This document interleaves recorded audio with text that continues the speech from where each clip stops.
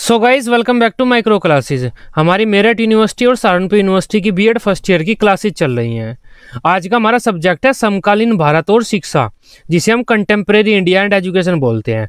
अब देखो, contemporary India से वेरी शॉर्ट क्वेश्चन भी आपके पेपर में आते हैं। 2 नंबर का एक क्वेश्चन आता है और 8 क्वेश्चन आपको करने होते हैं। तो वेरी शॉर्ट क्वेश्चन इंपॉर्टेंट कौन कौन से होते हैं वे सब आज हम इस वीडियो में कवर करेंगे। इंपॉर्टेंट लगभग 60 या 70 वेरी शॉर्ट क्वेश्चन हम देखेंगे कंटेम्प्रेरी इंडिया के, सिर्फ इंपॉर्टेंट देखेंगे, फालतू क्वेश्चन नहीं देखेंगे। इन्हीं में से आपको मिल जाएगा आपके पेपर में। ये क्वेश्चन आपके वन लाइनर भी आ सकते हैं जिस तरह से लिखे हुए हैं, खाली स्थान वाले भी आ सकते हैं, सही गलत भी आ सकते हैं, मैचिंग वाले भी आ सकते हैं। किसी भी तरह से बना के दे देंगे आपके पेपर में, वे जरूरी नहीं है वन लाइनर ही दें। तो आपको बस इन्हें पढ़ लेना है और इन्हीं में से आपके पेपर में आपको वेरी शॉर्ट क्वेश्चन मिल जाएंगे। ये वीडियो आप कर लीजिए, आपके वेरी शॉर्ट क्वेश्चन सभी कवर हो जाएंगे। अब एक एक करके देखते हैं हम ये क्वेश्चन। सबसे पहला क्वेश्चन है हमारा, वैदिक कालीन शिक्षा का मुख्य उद्देश्य क्या था।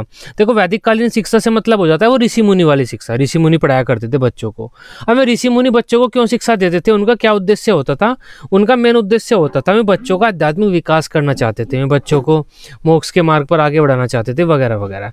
तो आप यहाँ पर में बातें लिख सकते हैं, वैदिक कालीन शिक्षा का मुख्य उद्देश्य आध्यात्मिक विकास था, बच्चों का आध्यात्मिक विकास करना था। नेक्स्ट क्वेश्चन है हमारा, वेदों की कुल संख्या कितनी है। तो वेदों, अगर संख्या की बात करें हम, तो संख्या में वेद 4 हैं। आप ये भी लिख सकते हैं पेपर में, वेदों की कुल संख्या 4 है, आपका उत्तर सही हो जाएगा।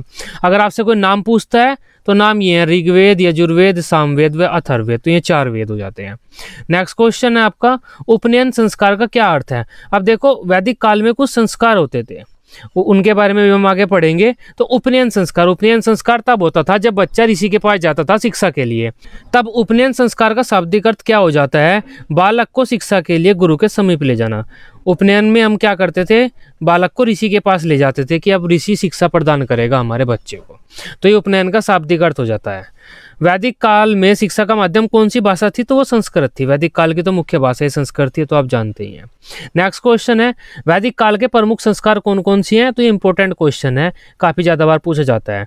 या फिर ये ऐसे भी आ जाता है क्वेश्चन, वैदिक काल के किसी एक संस्कार का नाम बताइए, वैदिक काल के किन्हीं 2 संस्कारों के नाम बताइए। तो हमारे 16 संस्कार थे टोटल, ये तो आप जानते ही हैं। 16 संस्कार होते हैं हिंदू रीति रिवाजों में। हिंदू धर्म की अगर हम बात करें तो उसमें से ये 2 संस्कार हमारे शिक्षा से जुड़े हुए हैं, उपनयन संस्कार, समावर्तन संस्कार। तो ये दोनों नाम आप यहाँ पर लिख सकते हैं। शिक्षा से जुड़े हुए संस्कारों के नाम हमें लिखने हैं यहाँ पर। ब्राह्मण बालक के लिए उपनयन की आयु क्या थी। अब उपनयन क्या होता था, बालक की जब शिक्षा शुरू होती थी उस टाइम पर जो संस्कार होता था उसे हम उपनयन संस्कार बोलते थे। मतलब क्या हुआ, ब्राह्मण जो बालक होता है उसकी शिक्षा किस आयु में शुरू होती थी। अब देखो, इसके लिए कोई एक फिक्स आयु नहीं है, अलग अलग जो हमारे विचार रखे हैं उन्होंने अपने अलग अलग विचार दिए हैं। किसी ने कहा है कि ब्राह्मण जो बालक होता था उसकी शिक्षा 5 वर्ष की आयु में शुरू हो जाती थी। किसी ने कहा है ब्राह्मण बालक के जो उपनयन की आयु थी वो 8 वर्ष थी। तो मैंने यहाँ पर लिख दिया है, आप इसे पढ़ लीजिए कि अलग अलग विचारकों के अलग अलग विचारक हैं। कुछ विद्वान कहते हैं कि 8 वर्ष की आयु में ब्राह्मण बालक की शिक्षा शुरू होती थी, कुछ 5 वर्ष की आयु बोलते हैं। तो आप जो आप लिखना चाहें वो लिख सकते हैं, सारा लिख सकते हैं, आपकी मर्जी है। उपनयन संस्कार के बाद बालक को क्या कहकर पुकारा जाता था। उपनयन संस्कार के बाद बालक को हम द्विज कहते थे, द्विज। अब ये द्विज हो गया मतलब अब इसका दूसरा जन्म हो गया है। ये भी आपके पेपर में आ सकता है। द्विज का शाब्दिक अर्थ क्या होता है? दूसरा जन्म। मतलब अब बालक शिक्षा के लिए ऋषि के पास गया है तो उसका दूसरा जन्म हुआ है। तो उपनयन संस्कार के बाद बालक को द्विज कहते थे हम। वैदिक समय में पाठ्यक्रम को कितने भागों में बांटा गया था? 2 भागों में बांटा गया था वैदिक समय में पाठ्यक्रम को, 2 भागों में, पराविद्या, अपराविद्या। पराविद्या में तो हम ज्ञान ध्यान की बातें पढ़ाया करते थे, वेद पढ़ाया करते थे, हमारे पुराण संस्कार वगैरह ये बताया करते थे, ऐसी ऐसी बातें बताया करते थे पराविद्या में। अपराविद्या में हम सामाजिक जानकारी दिया करते थे, जो हमारे ये धनुष विद्या वगैरह थी, ललित कला वगैरह थी, मूर्ति बनाना, भवन बनाना। तो ये जो हमारी सामाजिक व्यवहारिक ज्ञान है वो अपराविद्या में दिया जाता था और धार्मिक ज्ञान पराविद्या में दिया जाता था। तो पाठ्यक्रम को 2 भागों में बांटा गया था वैदिक काल में। वैदिक शिक्षा के प्रमुख केंद्र कौन कौन से? मोस्ट इंपोर्टेंट क्वेश्चन है ये, वैदिक शिक्षा के प्रमुख केंद्र। इसमें आप में पॉइंट लिख सकते हैं, में जगह लिख सकते हैं जहां पर वैदिक काल में बच्चे शिक्षा प्राप्त कर सकते थे। गुरुकुल में जाकर बच्चे शिक्षा प्राप्त कर सकते थे, ऋषि आश्रम में कर सकते थे, विद्यापीठ में, नालंदा विश्वविद्यालय, तक्षशिला विश्वविद्यालय आदि। तो कुछ यूनिवर्सिटी भी थी और कुछ हमारे गुरुकुल वगैरह, ऋषि आश्रम वगैरह तो थे ही। तो आपसे पूछा जाता है कौन कौन से केंद्र थे? वैदिक काल में शिक्षा प्राप्ति के, तो ये नाम यहाँ पर लिखे हुए हैं, आप कोई भी 3-4 लिख सकते हैं वहाँ पर। प्राचीन समय की कुछ विदुषी महिलाओं के नाम बताइए। प्राचीन समय से मतलब हो जाता है वैदिक काल। अब वैदिक काल की कुछ विदुषी महिलाएं मतलब इंटेलिजेंट लड़कियां जो पढ़ी थी, जिन्होंने वेद वगैरह का ज्ञान लिया था, काफ़ी पढ़ लिख ली थी जो, तो कुछ पढ़ी लिखी महिलाओं के नाम बताइए जो प्राचीन काल की हैं। तो घोषा, अपाला, गार्गी, लोकमुद्रा, ये कुछ ऐसी महिलाएं हैं, इनके भी नाम आपको याद रखने हैं। बौद्ध धर्म की शुरुआत किसने की थी? आसान सा क्वेश्चन है, महात्मा बुद्ध ने की थी। बौद्ध धर्म के संस्कार कौन कौन से हैं? जैसे वैदिक काल में थे ऐसे ही बौद्ध धर्म में भी संस्कार थे। पबजा संस्कार था, उपसंपदा संस्कार था। जब बालक शिक्षा के लिए जाता था तब उसका पबजा संस्कार होता था। जब बालक हायर एजुकेशन लेने के लिए जाता था तब उसका उपसंपदा संस्कार होता था। तो पबजा को हम परवज्जा भी बोल देते हैं, ये परवज्जा यहाँ पर लिखा भी हुआ है, तो दोनों नाम एक ही है, ये अलग अलग मत समझना इन्हें। तो परवज्जा या पबजा का क्या अर्थ होता है? इसका अर्थ होता है बाहर जाना। अब देखो, हमारा जो वैदिक काल में उपनयन संस्कार था उसका क्या अर्थ होता है? समीप जाना गुरु के। लेकिन यहाँ पर परवज्य का क्या अर्थ होता है? बाहर जाना, मतलब शिक्षा के लिए घर से बाहर जाना, ये परवज्य का अर्थ होता है। परवज्य के बाद विद्यार्थी को क्या कहकर पुकारा जाता था? तो सामनेर। परवज्य के बाद विद्यार्थी को सामनेर कहा जाता था। और वैदिक काल में हमारे उपनयन संस्कार के बाद विद्यार्थी को द्विज कहा जाता था। तो ये एक जैसी सी चीज है, लेकिन थोड़ा थोड़ा सा अंतर है इनमें, थोड़ा ध्यान करके पढ़ना है इन्हें। ये हमारा सामने हो गया। अब नेक्स्ट पेज पर चलते हैं हम। बौद्ध काल में शिक्षण संस्थाओं में बालक को किस आयु में प्रवेश दिया जाता था? तो 8 वर्ष में दिया जाता था। जब बालक 8 वर्ष की आयु का हो जाता था तब उसे शिक्षण संस्थानों में प्रवेश दिया जाता था, उसका पबजा संस्कार होता था। बौद्ध काल में बौद्ध शिक्षा के शिक्षण संस्थान कौन कौन से हैं? इंपॉर्टेंट क्वेश्चन है ये भी। जैसे वैदिक काल के केंद्र थे ऐसे ही बौद्ध काल में भी शिक्षा के कुछ केंद्र थे। शिक्षा के केंद्र से मतलब बच्चे कहाँ पर बैठकर शिक्षा प्राप्त करते थे? मठ में करते थे, विहार में करते थे, कुछ यूनिवर्सिटी भी थी, नालंदा, तक्षशिला, विक्रमशिला, यहाँ पर भी बौद्ध शिक्षा दी जाती थी। तो ये बौद्ध शिक्षा के केंद्र थे। इंपॉर्टेंट क्वेश्चन है। नेक्स्ट क्वेश्चन है हमारा, बौद्ध काल में शिक्षा का माध्यम कौन सी भाषा थी? तो पोली भाषा थी। बौद्ध काल में शिक्षा का माध्यम पोली भाषा थी। संस्कृत में भी पढ़ाई कराई जाती थी, लेकिन मुख्य माध्यम इनकी भाषा का पोली थी। बौद्ध युगीन 2 यूनिवर्सिटी के नाम बताइए। बौद्ध काल के 2 विश्वविद्यालयों के नाम बताइए। तो आप बता सकते हैं नालंदा, विक्रमशिला। वैसे तक्षशिला में भी ज्ञान दिया जाता था, लेकिन मुख्य रूप से आप नालंदा और विक्रमशिला लिख सकते हैं यहाँ पर। नेक्स्ट क्वेश्चन है हमारा, मुस्लिम काल की किसी एक रस्म का नाम बताइए। वही हमारे जो संस्कार वगैरह थे तो मुस्लिम काल में रस्म बोला जाता था उसे, तो बिस्मिल्लाह रस्म। बिस्मिल्लाह रस्म के बाद ही विद्यार्थी की शिक्षा की शुरुआत होती थी। बिस्मिल्लाह रस्म किस आयु में की जाती थी? मतलब बच्चे को प्रवेश किस आयु में दिया जाता था? मुस्लिम काल में। मुस्लिम काल को मध्यकाल भी बोलते हैं। तो जब बालक 4 साल 4 महीने और 4 दिन का हो जाता था तब बालक को मुस्लिम काल में प्रवेश दिया जाता था। बौद्ध काल में 8 वर्ष की आयु में दिया जाता था, और वैदिक काल में तो अलग अलग है, हर बच्चे का अलग अलग था, और अलग अलग हमारे विचारकों ने अलग अलग बात कही है, तो वैदिक काल का तो अलग हो जाता है थोड़ा सा। नेक्स्ट क्वेश्चन है हमारा, मध्यकालीन युग या फिर मुस्लिम कालीन युग में शिक्षा के केंद्र कौन कौन से थे? तो मकतब मदरसा था। तो ये इंपॉर्टेंट क्वेश्चन है, तीनों हमारे मुस्लिम काल के बारे में। अब नेक्स्ट क्वेश्चन की बात करते हैं, प्राच्य पाश्चात्य विवाद का क्या कारण था? ये कारण है प्राच्य पाश्चात्य विवाद के ऊपर मैंने पूरी एक वीडियो बनाई हुई है, इंपॉर्टेंट क्वेश्चन है। तो इस विवाद का कारण था, एक आज्ञा पत्र आया था हमारा 1813 में ब्रिटिश पार्लियामेंट से। उसमें 2 शब्द लिखे हुए थे, साहित्य और विद्वानों। इनकी जो व्याख्या है वो सही तरह से नहीं की गई थी। साहित्य से मतलब क्या था, विद्वानों से मतलब क्या था, तो जो व्याख्या थी ये सही तरह से नहीं की गई थी। तब प्राच्य पाश्चात्य विवाद का कारण ये हो गया था, 1813 के आज्ञा पत्र में 2 शब्द साहित्य और विद्वानों की दोषपूर्ण व्याख्या, सही व्याख्या नहीं हुई थी इनकी। निश्चय नंदन सिद्धांत, छनन सिद्धांत का विचार किसने दिया था? ये मैकाले ने दिया था, थॉमस बेबिंगटन मैकाले, जिसे हम लॉर्ड मैकाले बोल देते हैं। और इंपॉर्टेंट क्वेश्चन है, ये याद रखना इंपॉर्टेंट है, एग्जामिनर भी पूछता है ये क्वेश्चन। भारतीय शिक्षा आयोग को किस नाम से जाना जाता है? तो ये हंटर आयोग था, हंटर कमीशन 1882 में आया था। इंपॉर्टेंट क्वेश्चन है, ये आया है 2 बार आ चुका है ये भी। भारतीय शिक्षा आयोग जो हमारा 1882 में आया था वही हंटर आयोग। इसके अध्यक्ष कौन थे? William Hunter. इन्हीं के नाम पर इस आयोग को हम हंटर आयोग बोलते हैं। तो भारतीय शिक्षा आयोग का नाम क्या है? दूसरा हंटर आयोग है। इनके अध्यक्ष कौन है? विलियम हंटर है। ये आयोग कब आया था? 1882 में आया था। ये क्वेश्चन आप याद रखना। कलकत्ता विश्वविद्यालय आयोग को किस नाम से जाना जाता है? सैडलर आयोग के नाम से जाना जाता है। माध्यमिक शिक्षा आयोग, ये इंपॉर्टेंट है। माध्यमिक शिक्षा आयोग तो आपको पढ़ना होगा, मुदालेर आयोग भी बोलते हैं हम इसे, इंपॉर्टेंट है, इसके क्वेश्चन पढ़कर जाना। माध्यमिक शिक्षा आयोग का गठन कब किया गया था? 23 सितंबर 1952 को किया गया था। अध्यक्ष कौन थे माध्यमिक शिक्षा आयोग के? डॉक्टर लक्ष्मण स्वामी मुदालियर थे, और इन्हीं के नाम पर इस आयोग को मुदालियर आयोग भी बोलते हैं। भारत में सबसे पहले विश्वविद्यालय की स्थापना करने के बारे में किसने अपने विचार रखे या किस आयोग ने कहा था कि अब भारत में यूनिवर्सिटी की स्थापना होनी चाहिए? तो ये वुड के घोषणा पत्र ने कहा था, 1854 में आया था। 1835 में हमारा मैकाले का विवरण पत्र आ गया था। उसने यूनिवर्सिटी की बात नहीं कही थी, उसने बस हमारे प्राच्य पाश्चात्य विवाद को खत्म किया था और भारत में अंग्रेजी शिक्षा की स्थापना की थी। लेकिन उसके बाद 1854 में वुड का घोषणा पत्र आया है, उसने कहा था भारत में यूनिवर्सिटी की स्थापना होनी चाहिए और इस घोषणा पत्र के बाद ही कलकत्ता यूनिवर्सिटी की स्थापना की गई थी। नेक्स्ट क्वेश्चन है हमारा, दो डीम्ड यूनिवर्सिटी के नाम बताइए। डीम्ड, यहाँ पर दो यूनिवर्सिटी लिखी गई है, शोभित यूनिवर्सिटी मेरठ उत्तर प्रदेश और मणिपाल यूनिवर्सिटी मणिपाल कर्नाटक। आप यूजीसी की वेबसाइट पर जाकर चेक भी कर सकते हैं डीम्ड यूनिवर्सिटी कौन कौन सी है, वहाँ पर आपको मिल जाएगी। बाकी ये दोनों नाम आप लिख सकते हैं पेपर में। दो ओपन यूनिवर्सिटी के नाम बताइए। मुक्त विश्वविद्यालय मतलब ओपन यूनिवर्सिटी के नाम बताने हैं आपको दो। इंदिरा गांधी इग्नू, ये इंपॉर्टेंट है इग्नू, इंदिरा गांधी राष्ट्रीय मुक्त विश्वविद्यालय नई Delhi, Indira Gandhi national open university new Delhi, तो इग्नू बोलते हैं इसे। ये तो नेशनल लेवल का हमारा ओपन यूनिवर्सिटी है, पूरे भारत के छात्र इसमें पढ़ते हैं तो इंपॉर्टेंट है। दूसरा हो जाता है हमारा नालंदा खुला विश्वविद्यालय पटना, ये नालंदा ओपन यूनिवर्सिटी पटना बिहार। तो चारों ये पॉइंट यहाँ पर इंपॉर्टेंट लिखे हुए हैं। नेक्स्ट क्वेश्चन है हमारा, स्वतंत्रता से पहले भारत में केंद्रीय शिक्षा विभाग की स्थापना किसने की थी? ये लास्ट ईयर क्वेश्चन में आया था, लास्ट ईयर वाले पेपर में आपको मिल जाएगा। कर्जन ने की थी, लॉर्ड कर्जन ने। नेक्स्ट क्वेश्चन की बात करते हैं, स्वतंत्रता से पहले प्राथमिक शिक्षा की जिम्मेदारी भारतीय स्थानीय निकाय को दिए जाने का सुझाव किसने दिया था? ये हंटर आयोग ने दिया था 1882 में। हंटर आयोग ने कहा था कि भारतीय शिक्षा की जिम्मेदारी सरकार, जो अंग्रेज सरकार अपने कंधों पर क्यों ले रही है, खुद उनको सौंप दे कि अपनी शिक्षा की तैयारी जिम्मेदारी खुद रखो भाई, तुम भारतीय हो, खुद अपनी व्यवस्था करो शिक्षा की, हमारा सरदर्द नहीं है। हंटर आयोग ने सुझाव दिया था। नेक्स्ट है हमारा, शिक्षा का अधिकार संविधान के किस अनुच्छेद में आता है? Important question.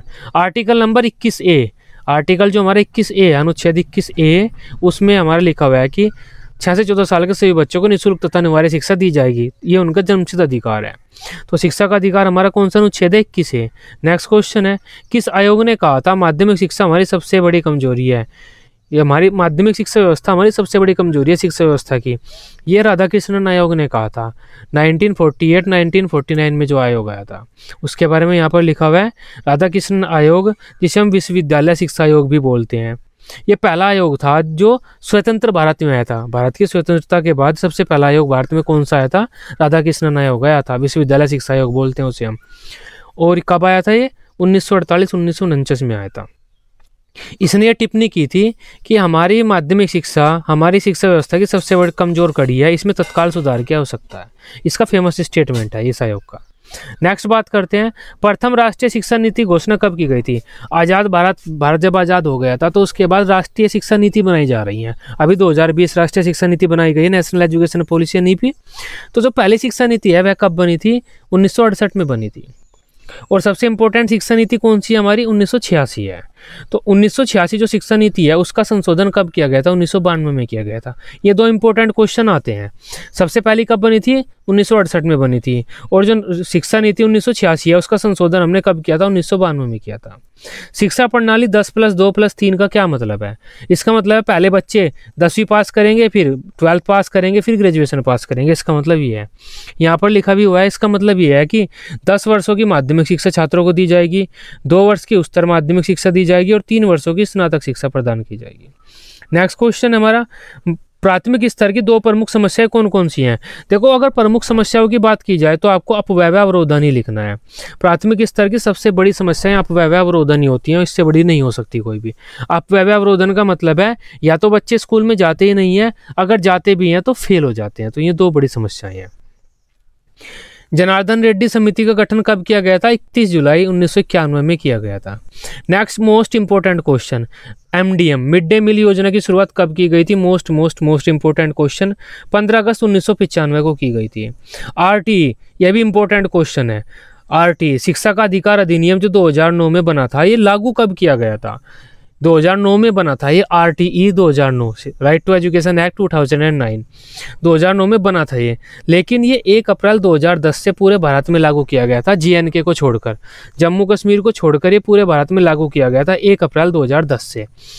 नेक्स्ट क्वेश्चन है हमारा, कस्तूरबा गांधी बालिका योजना का प्रारंभ कब किया गया था? तो ये 2004 में किया गया था। आसान सा क्वेश्चन है तो आपको याद करना होगा। कस्तूरबा गांधी बालिका योजना का प्रारंभ कब किया गया था? 2004 में किया गया था। ये वेरी शॉर्ट क्वेश्चन के साथ साथ शॉर्ट क्वेश्चन भी आता है, इंपॉर्टेंट शॉर्ट क्वेश्चन है ये, कस्तूरबा गांधी बालिका योजना। नेक्स्ट क्वेश्चन की बात करते हैं, ऑपरेशन ब्लैक बोर्ड योजना की शुरुआत कब की गई थी? तो 1986-87 में की गई थी। आप लिख सकते हैं, कोई फिक्स इनकी टर्म नहीं होती, कहीं पर कुछ लिखा हुआ है, कहीं पर कुछ लिखा हुआ है, तब आप पेपर में लिख सकते हैं। ऑपरेशन ब्लैक बोर्ड योजना की शुरुआत 1986-87 में हुई थी। नेक्स्ट क्वेश्चन है हमारा, SSA सर्व शिक्षा अभियान की शुरुआत कब हुई थी? सन 2000-2001 में हुआ था। अटल बिहारी वाजपेयी ने किया थी इसकी शुरुआत, तो प्रधानमंत्री थे। तो सर्व शिक्षा अभियान का अगर आप इंटरनेट पे किताबों में सर्च करेंगे, कहीं पर 2000 लिखा हुआ है, कहीं पर 2001, कहीं पर 2002 लिखा हुआ है। पेपर में बस आप ये लिख देना 2000 और डैश कर 01 लगा देना, ये कि 2000-2001 में इसकी शुरुआत हुई थी, अटल बिहारी वाजपेयी ने चलाया था। UGC की स्थापना कब हुई थी? 1956 में हुई थी। NCERT की स्थापना कब हुई थी? 1961 में हुई थी। NCTE की स्थापना कब हुई थी? 1973 में हुई थी। ये UGC वाला इंपॉर्टेंट है, ये कम इंपॉर्टेंट है। UGC वाला आप याद कर लेना, ये दोनों याद करें तो ठीक है, नहीं तो आप छोड़ भी सकते हैं इन्हें। कार्य अनुभव से क्या समझते हैं आप? ये इंपॉर्टेंट क्वेश्चन है, वेरी शॉर्ट क्वेश्चन, इंपॉर्टेंट है ये काफ़ी ज़्यादा। कार्य अनुभव क्या होता है? कार्य अनुभव का मतलब होता है जब बच्चे कुछ कार्य करके खुद अनुभव प्राप्त करके सीखते हैं, उसे हम कार्य अनुभव कहते हैं। जैसे एक तरीका तो ये है बच्चों को सिखाने का, हम उन्हें भाषण दें, बच्चे उसे सुन लें और सुनकर कोई चीज़ सीख लें। दूसरा तरीका क्या है? बच्चे उस काम को खुद करें, खुद करके कुछ कार्य करें, खुद अपने अनुभव प्राप्त करें और उससे कुछ सीखें। तो बच्चे जो कुछ काम करके खुद अपने अनुभव प्राप्त करके कुछ सीखते हैं, उस प्रक्रिया को हम कार्य अनुभव कहते हैं। आजकल हम कार्य अनुभव पर ही बल देते हैं। कार्य अनुभव के द्वारा ही बच्चों को हमें ज्ञान देना चाहिए, ये कहते हैं विद्यालयों के बारे में। इसका मतलब है बच्चे खुद करके सीखें। महात्मा गांधी ने भी इस पर काफ़ी बल दिया था। जो उनकी बेसिक शिक्षा थी, महात्मा गांधी जी की बेसिक शिक्षा, वो कार्य अनुभव पर ही आधारित थी। उसमें बच्चे टोकरी वगैरह बनाया करते थे, अपना खुद एक्सपीरियंस किया करते थे और तब ज्ञान प्राप्त किया करते थे। शिक्षा के क्षेत्र में कार्य अनुभव का अर्थ है कार्य करके अनुभव प्राप्त करना। वही बात है, खुद कार्य करके खुद अनुभव प्राप्त कीजिए आप। यहाँ पर कार्य का अर्थ किसी ऐसी क्रिया से है जिससे कोई ना कोई उत्पादन हो। कार्य का मतलब यहाँ पर किसी ऐसी क्रिया से है जिससे कुछ बन रहा है। जैसे महात्मा गांधी जी टोकरी बनवाते थे, उनसे पत्तल बनवाते थे, तो कुछ चीज़ बन रही है। अतः जब छात्र किसी ऐसी क्रिया को करके कुछ सीखते हैं जिससे किसी वस्तु का निर्माण होता है, उसे हम कार्य अनुभव कहते हैं। कार्य अनुभव से छात्र खुद क्रियाएं करके वास्तविक अनुभव द्वारा सीखते हैं। तो वही बात हो जाती है, छात्र अगर कुछ काम करते हैं और उस काम को करके अपना एक्सपीरियंस ले कुछ सीखते हैं तो वो कार्य अनुभव होता है। सार्वभौमिकरण का क्या अर्थ होता है? सार्वभौमिकरण का अर्थ होता है सभी तक पहुंचाना। हम बोलते हैं शिक्षा का सार्वभौमिकरण होना चाहिए। इसका मतलब क्या हुआ? शिक्षा हर बच्चे को, हर व्यक्ति के पास पहुंच जानी चाहिए। सार्वभौमिकरण का अर्थ होता है पूरी भूमि पर, सर्वभूमि, पूरी भूमि पर फैल जाना, सभी को मिल जाना। बिजली का सार्वभौमिकरण होना चाहिए, मतलब बिजली हर घर तक पहुंच जानी चाहिए। तो सार्वभौमिकरण का मतलब होता है सभी तक पहुंचाना। अध्यापक शिक्षा में अलगाव या शिक्षक शिक्षा में पृथकता से आप क्या समझते हैं? देखो, ये क्वेश्चन दो तरह से आ जाता है। अध्यापक शिक्षा में अलगाव क्या होता है ये बता दीजिए, या फिर ऐसे भी दे देते हैं हमें शिक्षक शिक्षा में पृथकता क्या होता है। अब ये होता क्या है अध्यापक शिक्षा में अलगाव? एक ही लेवल के टीचर आपस में बातचीत नहीं करते, अलग अलग रहते हैं। मान लेते हैं हम सेकेंडरी लेवल की बात करते हैं, माध्यमिक स्तर की, तो जो आर्ट साइड के टीचर हैं वे साइंस साइड से बिल्कुल अलग रहते हैं। आर्ट वाले अपने ग्रुप बनाकर अपने बच्चों के साथ रहेंगे, साइंस वाले अपना ग्रुप बनाकर अपने बच्चों के साथ रहेंगे। बिल्कुल आर्ट वाले और साइंस वाले ज़्यादा कम्युनिकेशन नहीं करते। इसके अलावा जो सेकेंडरी लेवल के टीचर हैं वे हायर से और प्राइमरी से ज़्यादा कम्युनिकेशन नहीं रखते। एक लेवल के, एक स्तर के शिक्षक अपने अपने ग्रुप में ही रहते हैं, वे दूसरे स्तर के शिक्षकों के साथ ज़्यादा बातचीत नहीं करते, उनसे अलग रहते हैं। इसे हम कहते हैं अध्यापक शिक्षा में अलगाव। अध्यापक शिक्षा में अलगाव नहीं होना चाहिए। मतलब अध्यापक शिक्षा में जो शिक्षक हैं मतलब शिक्षक किसी अगर एक स्तर के शिक्षक हैं तो मैं दूसरे स्तर के शिक्षकों के साथ भी मेलजोल बैठा कर रखे, उनके साथ बातचीत करनी चाहिए। प्राइमरी लेवल का टीचर अगर सेकेंडरी से या हायर लेवल के टीचर से बातचीत करता रहेगा तो उसका ज्ञान भी बढ़ता रहेगा और आपस में काफ़ी चीज़ें में शेयर कर सकते हैं, जिससे बच्चों का भला हो सकता है। तब अध्यापक शिक्षा में अलगाव क्या होता है? एक लेवल के टीचर का दूसरे लेवल के टीचर से बिल्कुल अलग रहना अध्यापक शिक्षा में अलगाव होता है। अध्यापक शिक्षा में अलगाव से तात्पर्य है एक स्तर के शिक्षक का दूसरे स्तर के शिक्षकों से अलग रहना तथा अपने ही स्तर पर दूसरे विभाग के शिक्षकों से अलग रहना। ये होता है अध्यापक शिक्षा में अलगाव। आर्ट साइड का जो टीचर है वो साइंस साइड के टीचर से अलग रहता है और दूसरे प्राइमरी और जो हायर लेवल के टीचर है उनसे भी अलग रहता है। ये होता है अध्यापक शिक्षा में अलगाव। टीचर्स को एक साथ मिलजुल कर रहना चाहिए, अलग अलग लेवल के चाहे में हो। नेक्स्ट बात करते हैं, ये इंपॉर्टेंट क्वेश्चन है, मोस्ट इंपॉर्टेंट क्वेश्चन। अगर आपके बीएड में 6 पेपर होने हैं तो 6 के 6 पेपर में ये क्वेश्चन आपको मिलेगा। ये 4 क्वेश्चन जो यहाँ पर लिखे हुए हैं, ये दोनों क्वेश्चन 52, 53, 54, 55, ये सारे क्वेश्चन आपको हर पेपर में मिलेंगे बीएड के। कोई भी पेपर, आप 6 पेपर होते हैं आपके बीएड फर्स्ट ईयर में, तो 6 के 6 में आपको ये मिलेंगे। इसके अलावा आपका जो इंटरव्यूअर आता है, एग्जामिनर, वो भी पूछता है ये क्वेश्चन, तो इनके बारे में हल्का सा पढ़ लेना, आसान ही है। एनसीईआरटी के क्या कार्य होते हैं? एनसीईआरटी क्या काम करती है? जो हमारा 12th क्लास तक के स्कूल होते हैं, इस 12th क्लास तक की स्कूली शिक्षा में रिसर्च करती है, नए नए सिद्धांत बनाती है, सिलेबस वगैरह डिसाइड करती है, किताबें वगैरह प्रिंट करने के लिए बोलती है। तो एनसीईआरटी क्या करती है? 12th क्लास तक की शिक्षा में रिसर्च करती है, कहाँ कमी है उसे सुधारती है। ये काम होता है एनसीईआरटी का। शिक्षा के क्षेत्र में शोध कर उसमें तकनीकी विकास करना, एनसीईआरटी के कार्य आपसे पूछे जाते हैं, आप ये लिख सकते हैं। शिक्षा से जुड़े मामलों में केंद्रीय सरकार तथा प्रांतीय सरकारों को सलाह देना, मतलब शिक्षा के बारे में हम राज्य सरकारों को और भारत सरकार को सलाह देती है एनसीईआरटी, क्योंकि एनसीईआरटी तो रिसर्च करती है शिक्षा के ऊपर रिसर्च करती रहती है एनसीईआरटी, कहाँ पर क्या होना चाहिए, बच्चों की शिक्षा कैसी होनी चाहिए 12th क्लास तक। तो जो भी सरकार पूछती है कि अब शिक्षा में हम क्या कर सकते हैं, तो एनसीईआरटी बताती है आप ये कर सकते हैं। स्कूली शिक्षा से संबंधित नए नियम बनाना, नई सूचनाओं को तैयार करना तथा उनका शिक्षा में प्रयोग कराना, तो एनसीईआरटी का काम है। समय समय पर स्कूली शिक्षा से संबंधित निर्देश प्रदान करना, तो स्कूली शिक्षा से संबंधित होती है एनसीईआरटी। अब एनसीटीई की बात कर लेते हैं। एनसीटीई हमारी टीचर शिक्षा से संबंधित होती है, टीचर एजुकेशन से। आप बीएड बीटीसी कर रहे हैं, बच्चों को टीचर बनाना है हमें, अब वो टीचर कैसे बनाएंगे, क्या सिलेबस होना चाहिए, कैसे पेपर होने चाहिए, वो सारा काम एनसीटीई करती है। एनसीईआरटी तो हमारी 12th क्लास के स्कूल के बच्चों से संबंधित होती है, 12th क्लास तक के। एनसीटीई उन बच्चों से संबंधित होती है जो टीचर बनने की ट्रेनिंग ले रहे हैं, तब इन दोनों में ये डिफरेंस है। तो एनसीटीई किससे जुड़ी हुई होगी? हमारी टीचर एजुकेशन प्रोग्राम से, बीएड बीटीसी से जुड़ी हुई होगी। तो एनसीटीई के कार्य कौन से होंगे? बीएड बीटीसी वाले ही होंगे।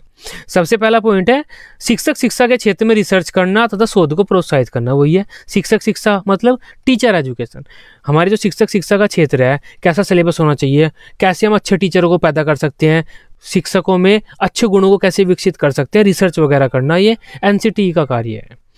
शिक्षक शिक्षा को बढ़ावा देने में, उसकी गुणवत्ता में निरंतर वृद्धि करने में प्रयास करना, नए नए कार्यक्रमों का आयोजन कराना, ये इसका कार्य है। यह है शिक्षक शिक्षा के क्षेत्र में केंद्रीय सरकार और प्रांतीय सरकारों को सलाह देती है, और यूजीसी को भी।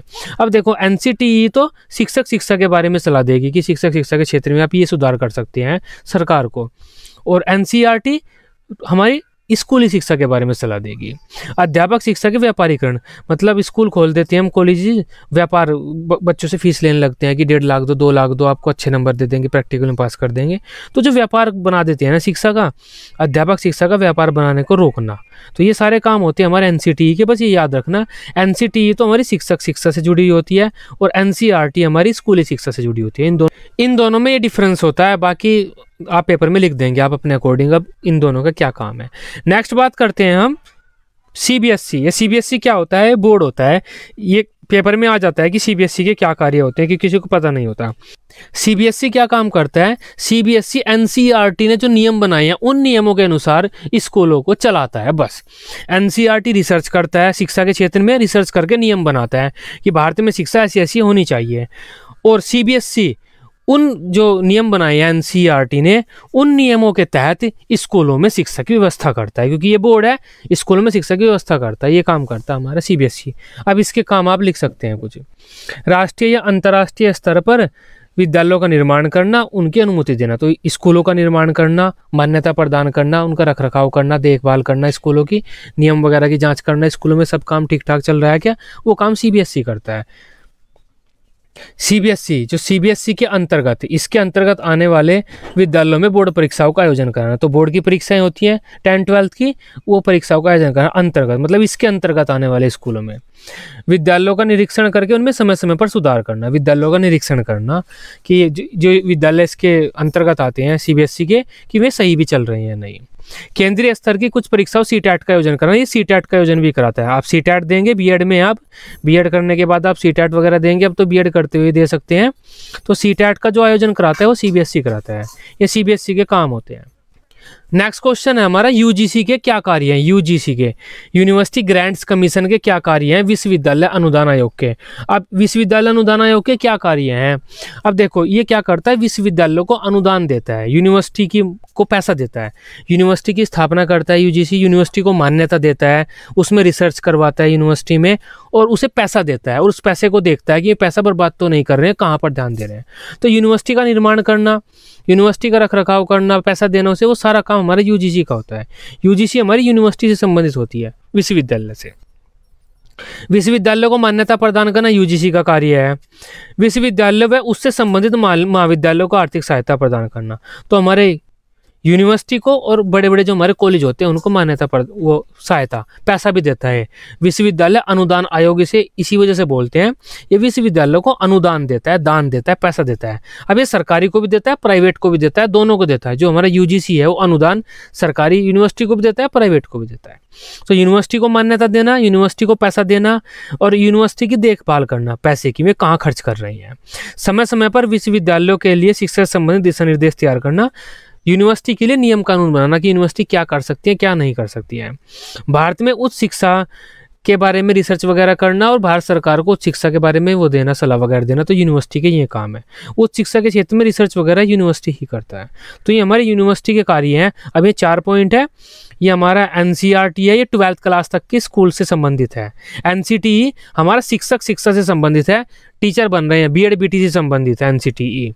और जो हमारा सीबीएसई बोर्ड है ये 12th क्लास तक के स्कूल से ही संबंधित है, लेकिन ये जो है हमारा वो एनसीटीई के नियम के अनुसार काम करता है। और यूजीसी हमारा उच्च शिक्षा से संबंधित है, यूनिवर्सिटी से।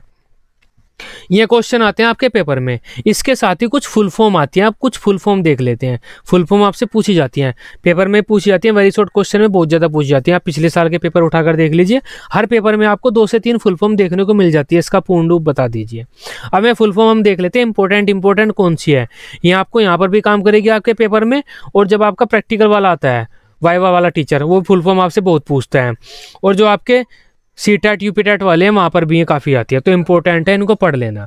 सबसे पहले ये एमडीएम। एमडीएम का मतलब क्या होता है, मिड डे मील, मध्याह्न भोजन योजना। एसएसए सर्व शिक्षा अभियान, आप हिंदी में लिखें चाहे इंग्लिश में लिखें, जैसे आपकी मर्जी है। नेक्स्ट है हमारा एनएलएम, नेशनल लिटरेसी मिशन, ये 1988 में आया था, राष्ट्रीय साक्षरता मिशन।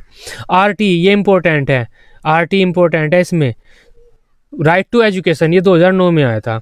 अगर आपसे पूछा जाता है कि आरटी की फुल फॉर्म क्या है, तो आप इंग्लिश में भी लिख सकते हैं, हिंदी में भी लिख सकते हैं, दोनों सही माने जाएंगे।